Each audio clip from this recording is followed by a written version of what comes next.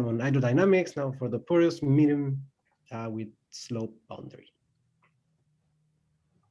Thanks. Good afternoon for everyone. I'd like to thank the organizers for the invitation. It's a pleasure to be here, even it's online. Today I'll talk about joint work with Patricia Gonçalves from EST, Leonardo Bonorino, a colleague of mine at URGS, and mine and Patricia, student of PhD, Renata de Paula. Then the porous medium, this is the main subject of my talk, is a multi-phase substance that contain empty spaces between two portions that the fluid can pass through these portions. Example of this situation is a petroleum reservoir that is a natural underground formation containing porous rock and fluids. This is the subject, and the problem we address is obtain the porous media equation from the porous media model. It is a interacting particle system. But before to present the porous media model, this interactive particle system, I will give some words about the porous media equation. The classical porous media equation is this parabolic equation where delta is the Laplacian. The solution rho is a function from time and space. It is the simplest nonlinear version of the heat equation. For example, if m is equal to 1, this is just the heat equation. But this parabolic equation, when m is bigger than 1, is a degenerated parabolic equation, because if you can rewrite this expression of the Laplacian, we obtain this diffusion coefficient D that goes to 0 when rho vanishes. The most important property that this degeneration created is this difference between the heat equation, that is with m equal to 1, and the porous media equation that here I have the case m equal to 2 and m equal to 3. In these three graphs, the line green is the initial condition, and the other ones is the time evolution. And you can see that the porous media equation can have compact support.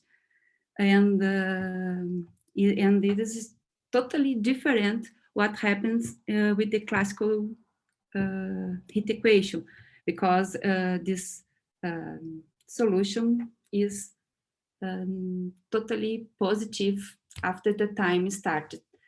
This property is called by the physicist by finite speed of propagation. That this is a property that the porous media equation have, and it's not only it will give for us some difficulties to obtain, in our case, the strong solution, because we will work with the boundary conditions. And in this case, I will have some problems because this degeneration of this equation. For more about these equations, you can I suggest Vasquez' book, and finally I will start to present my model, our model that we call it by porous media model with slow boundary. I will start to present by the rates of the porous media model. For a particle jumps from X to X plus 1, we need look at the neighbor of this bound here. We need a look, we need have m minus 1 particles near this bound to have some jump here.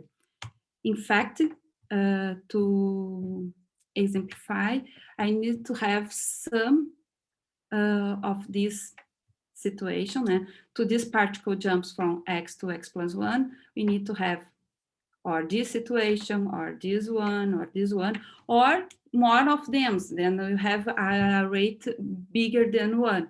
In these cases, we have jump rate 1, but we can have, if you have more, you have a bigger rate.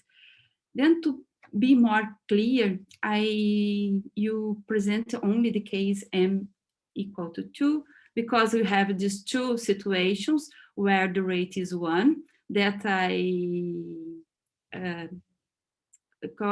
I mark by this yellow clock.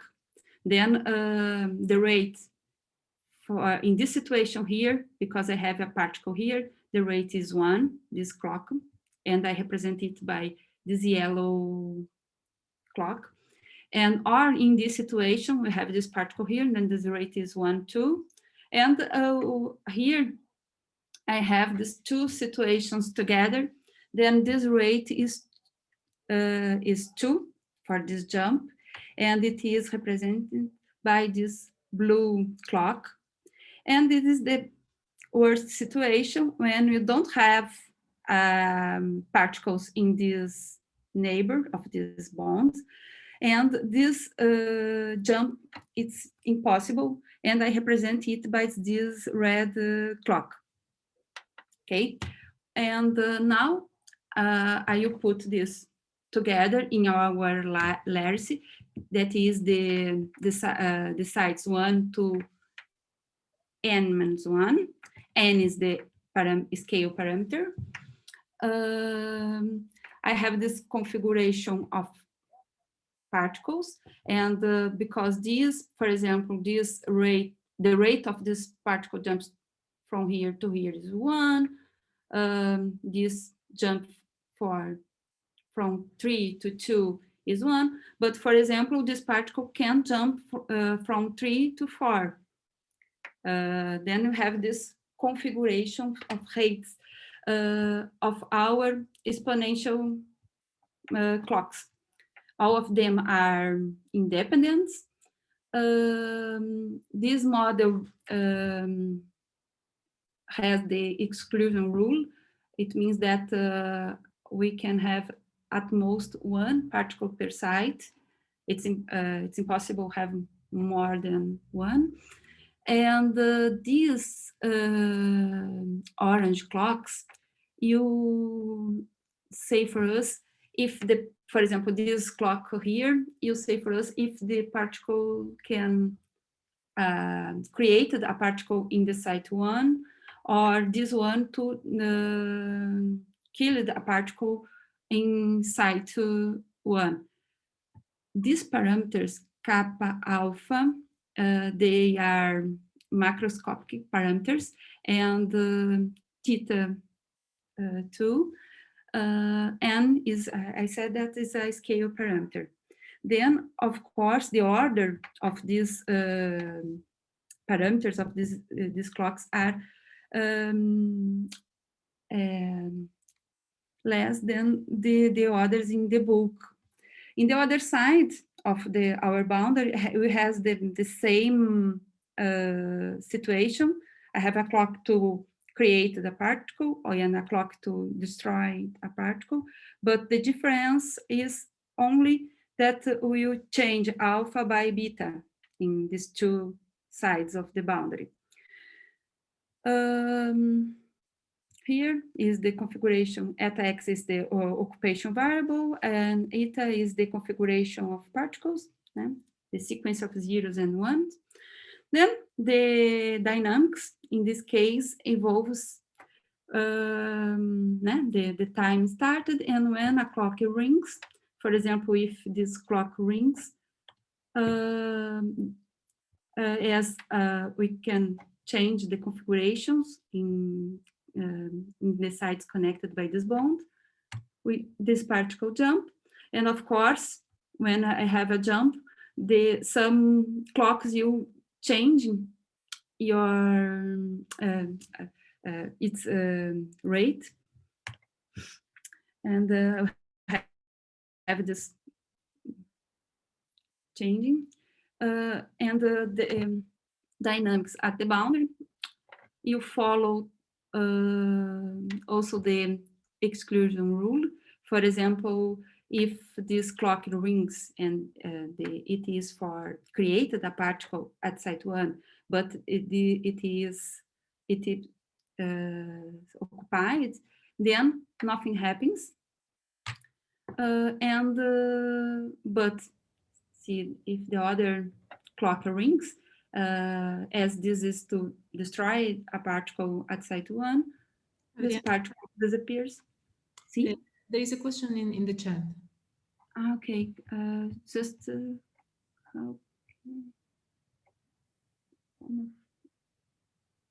blue clocks. Yeah, it's when we have blue. You can repeat when you see blue clocks. When I see blue clocks, okay, maybe I can here.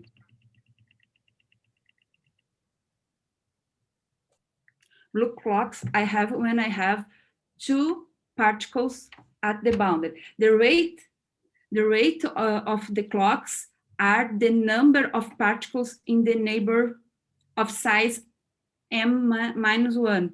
In this case, as m is equal to 2, the size of the neighbor is 1 for 1 here and 1 here.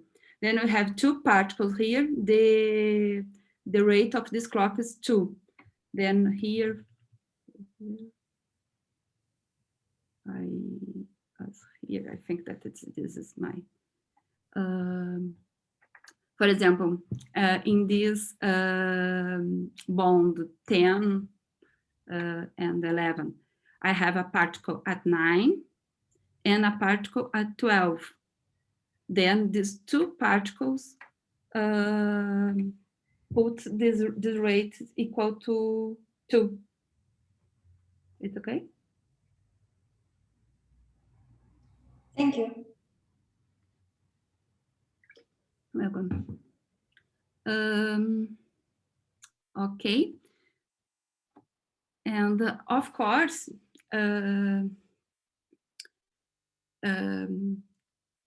for example, in the bond 4 and 5, the rate is 2, but you don't have particles to jump here. But it's 2 because I have a particle at 3 and at 6. Then the idea, this model, is that when more particles together, more the movement you see. If you have, I would just explain. Okay. If you have particles, we can have some configurations that you have some problems. I will just present in as soon. I just talk about dynamics at the boundary.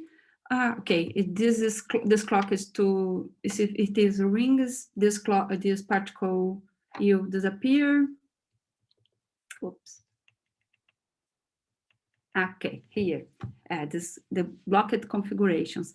When I have particles isolated, for example, here, I don't have particles near this one and here too. These particles can move. The only movement you see in these configurations can be a particle appear in the site n-1 or disappear and appear in the site 1 and disappear. This is the unique movement you see in this configuration. Then you call it this by a blocked configuration, and it is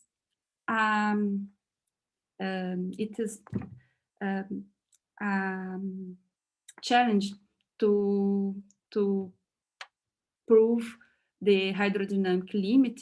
Then a technical tool that you use to solve it is to put another dynamic together with the rates that you disappear in the macroscope level. And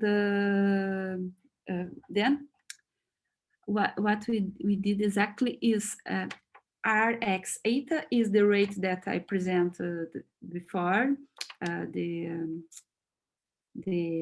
rates of the exclusion, the porous media model that depends on the configurations, but we add this n to the power a minus 2. A is a number between 1 and 2. Then this number will disappear in the macroscope level because you use diffusive scale. Then here in this picture, you can see the rates that you will have. Okay, and then, as I said before, our goal is to prove the hydrodynamic limit for this model. Then eta t is the porous media model with a slow boundary. Then we use the diffusive scale because this that the exclusion dynamic disappears. I define the empirical measure. Okay, the empirical measure put mass 1 over n in the sites where I have particle. It is a positive measure on the interval 0, 1 with total mass bounded by 1. And the trajectory of these empirical measures belongs to the Skorohod space, which space states this set of positive measures, M+. And you can define a sequence of measures in this Skorohod space using our porous media model and some initial distribution of particles and our empirical measure. Then you have a sequence of probabilities in this space. And what the hydrodynamic limit says is that if at time 0 we have a density of particles near to some profile G, we have that the sequences of probabilities converge weakly to a Dirac measure concentrated in this trajectory, where for each time t, it is a measure with density rho t. And this function, this density function rho, is the unique weak solution of our hydrodynamic equation that for this model is the porous media equation. The idea behind this theorem is that if you start from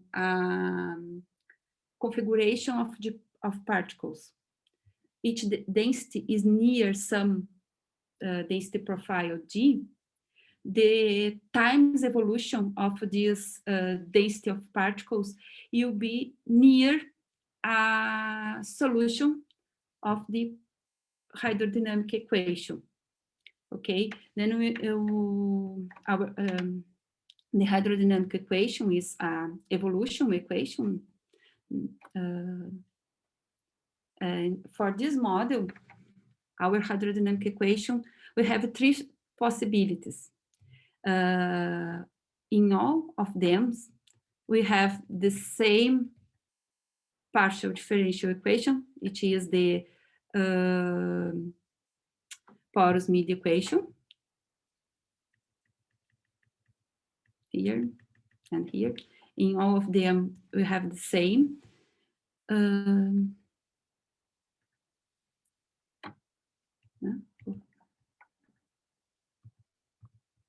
Have the same partial differential equation. The initial condition is the same for all of them. And the difference in the boundary conditions.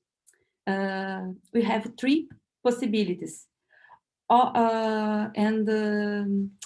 It depends on the intensity of the creation and destruction of particles at our microscopic model. Remember, here I put the picture of our model.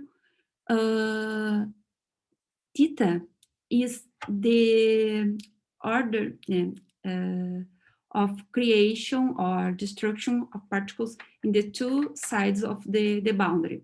It means that if theta is bigger than 1, this is so small that in macroscopic level, we can see changing of density.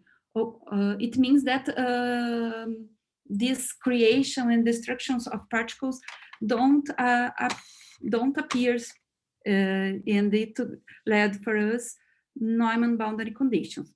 If theta is less than 1, this is not so small, and it appears at macroscopic level, giving for us that the density at this side is alpha, and the density at this side is beta.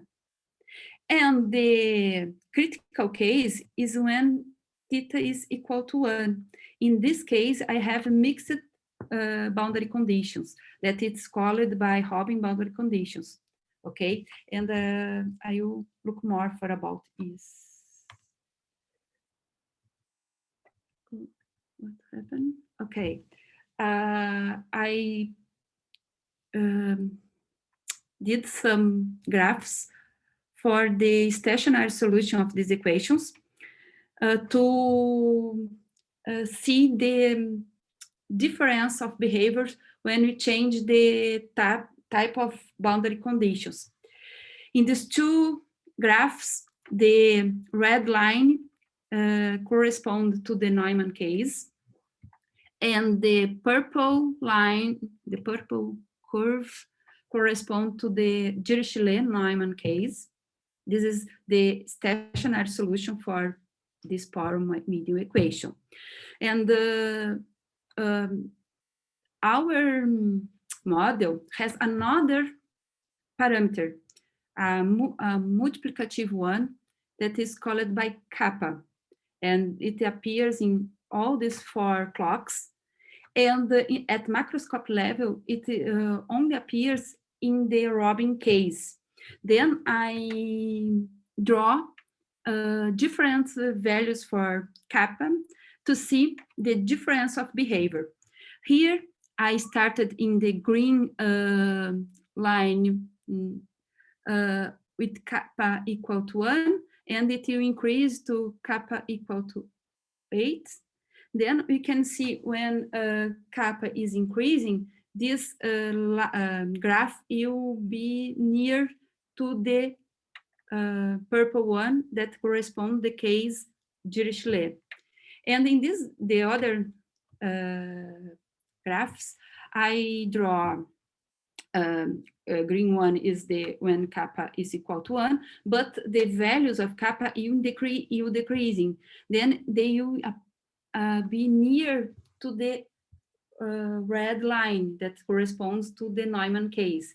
Then it gives some ideas that the solution of the Robin case, depending on the values of kappa, will be near or the Neumann case or to the Robin case.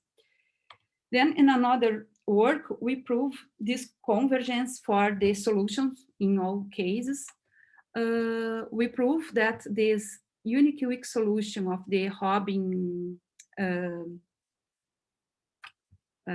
boundary conditions converges when kappa goes to 0 to the Neumann case. The idea behind the intuition is that kappa goes to 0, then these derivatives will vanish. Okay. And when kappa goes to infinite, this unique weak solution of Robin case, you converge to unique weak solutions of the porous media equation with Dirichlet boundary conditions. Here, it's not.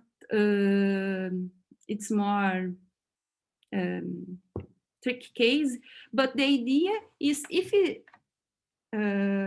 it is finite, as it will increase into infinite, it should be 0. Then appears these Dirichlet conditions. Of course, I have just weak solutions. Then it's not so easy to prove it.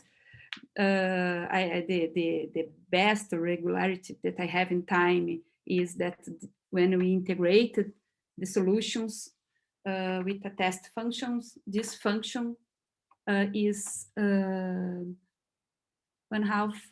Holder continuous, but it's possible to prove using merging 2 areas, interactive particle systems using entropy method and partial differential equations, because you can obtain a good energy estimate for this model, and it solves this convergence problem.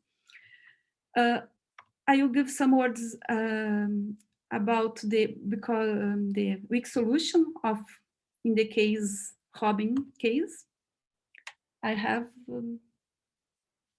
5 minutes. Yeah, we have 5 minutes. Okay. And maybe a couple of minutes for questions. Then I focus in this Robin case, because this, I said before, this equation is degenerated. This solution, this equation don't have strong solution, just depending on this function G. And then we just have weak solutions. And what is the type of weak solutions we get? Of course, we use the Dirichlet, Dynkin martingales. Then we will obtain an integral equation for our model. And to obtain it from the equation, the neighborly idea is multiplying these equations by a test function, integrating in time and space, and doing many integration by parts, and you get, and of course use the boundary conditions. We'll have this integral equations. The idea is that we put our derivatives in the test function. We put the derivatives in space, in time, everything in the test functions. Of course, to be a weak solution, rho need to satisfy this integral equation, but as here appear the boundary values of rho, we need ask for more regularity for rho, that is to put the condition that the power m of rho is in this L2 of time and Sobolev space. And of course, rho need to satisfy the last integral equation. This space L2 rho is the following. I said that a function is in this space if and only if there exists a function that I called by space derivative, but it's just a name that satisfies this equation for all test functions with compact support. It is like a integration by parts, but the boundary terms disappears because the condition on the test functions. You can prove it from the interactive particle system, but if you consider another type of test functions that don't vanish at the boundary, you obtain more information about the boundary terms here. Then you can prove a more strong result and obtain information about the behavior of our solution at the boundary. We did it using the entropy method. And when we have this more strong energy estimate, we can prove the result. And the idea is that after you have this regularity at the boundary, the idea is that this idea here, that, for example, when kappa goes to infinity, we can, in this case, that we can show the regularity, this quantity is finite, is well-defined, it existed, then it holds in this sense, but only because we can improve this equality here, putting information about the boundary, considering test functions that didn't vanish at the boundary. Well, here I have some references that's for this work, and that's it. Thank you. Thanks, Adriana. So let's thank Adriana for her talk, and perhaps we have time for a couple of maybe a quick question or two. So that. May I ask a question? Yes. Yeah. You have results for a problem on a unit interval. Would it be possible to extend it for, if you look for PDE, you look at the Cauchy problem when your initial profile is a function with compact support? Would you get high dynamic scaling limit? Your model would give in high dynamic scaling limit solution to a Cauchy problem. Could you model a solution to a Cauchy problem when, say, your initial profile is a function of compact support? It's possible. In fact, I think that it is done. Patricia, I think that she did it because we consider a finite interval because we are interested in this boundary behavior. The idea that here I have two reservoirs and the bulk connected these two reservoirs. Then the dynamic that I choose, first we studied using the exclusion dynamic to connect these two reservoirs.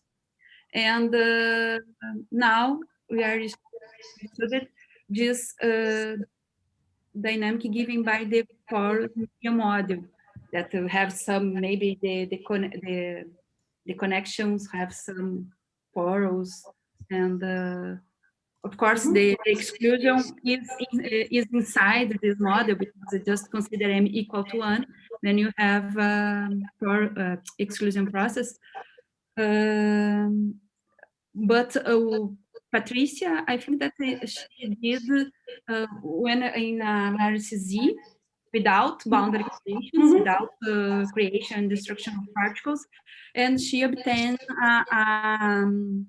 a porous media equation, of course, without these boundary conditions here.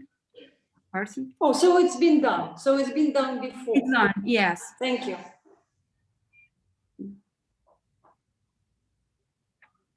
Okay, any other questions? So, Maybe. may I ask a question? Yeah. So, do you have any information about the stationary states? So you mentioned that that at the level of PDE, when you move the Robin parameter, you go from Neumann to Dirichlet, right? So, do you have something similar at the level of the stationary measure of the model? I don't know. Does the stationary measure of the model has this macroscopic profile, and does it also converge in some probabilistic sense when you move the parameters, as in the case of the PDE? Well, the stationary solution of these equations, we have this convergence because when we get this result, the convergence of kappa, we didn't need to assume some conditions in the initial, then we don't have problem with this. But unfortunately for the macroscopic model, the stationary measure, it's very hard to study, and this convergence, the static limit, it's not done yet, because we can compute well the covariance with the stationary measures. It's not, it's a technical problem to obtain this static limit. Then I don't have this in the macroscopic level, this convergence. Exactly. Okay, thank you. Okay, so let's thank Adriana again.